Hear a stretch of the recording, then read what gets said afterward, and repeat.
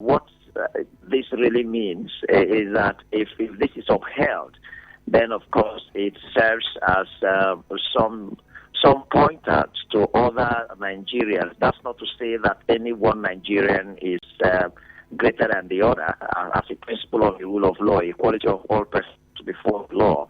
But since we have a society where there is a high degree of stratification, class and levels of Nigerians, then it's a pointer to every Nigerian, especially those who are lower than this particular high-level executives, that the courts have shown that they are subject to the orders of court, and then they must respect the orders of court, let alone every other person. If the Inspector General of Police, if the Chief of the Army Staff, and then if the Chairman of the Economic and Financial Crimes Commission, who are chief executive officers of their respective institutions, could be subject to law and then could be compelled to obey the orders of court, then what about other officers up to the rank and file of all these institutions?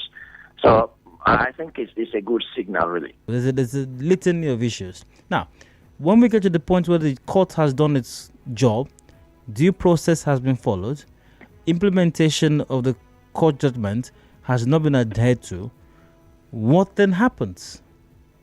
Is there a void? Is there a void that cannot be filled? No, not really. Okay, look at what happens. I think your question this time has caused that I do a distinction between enforcement and disobedience or obedience of the order of court. Now, immediately judgment is delivered, the losing party, I assume the judgment is delivered, is expected to comply, obey the orders of court. That is compliance and obedience to the court. In this instance now, it is the police, the EFCC, and the Chief of Army Staff or the Army institution that were expected to comply. Now, it is when there is no compliance or an instance of disobedience that the enforcement now comes in. Of course, by the expression enforcement, meaning you want to enforce the recalcitrant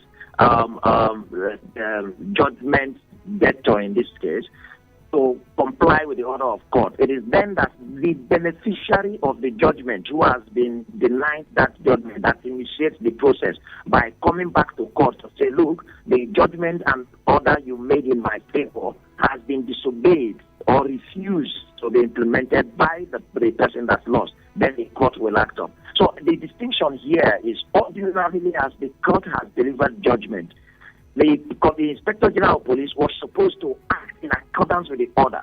The Economic and Financial Crimes Commission chairman was supposed to act in compliance with that order. Or the man who is in continuous trespass on another person's land is supposed to vacate, to leave. That's the order of the court. Now, that is compliance, or on the other side, disobedience. So the enforcement comes where there is disobedience. So where there is disobedience, then the person that will initiate that enforcement proceeding and procedure is not the person who is disobeying the judgment of court. It's not the judge himself. It is the beneficiary of that judgment that initiates that procedure for enforcement. But then the institution that will enforce in real terms, in terms of coming back to the court, and the court makes another order for enforcement, is still the executive. Because right now, for instance, you could see the enforcement order by the court now to say, the police, there's a bench warrant or arrest warrant, arrest this individual. The executive. Please can arrest the Inspector General of Police. Nigerians must understand this. That the Inspector General of Police is different from police, Nigeria Police.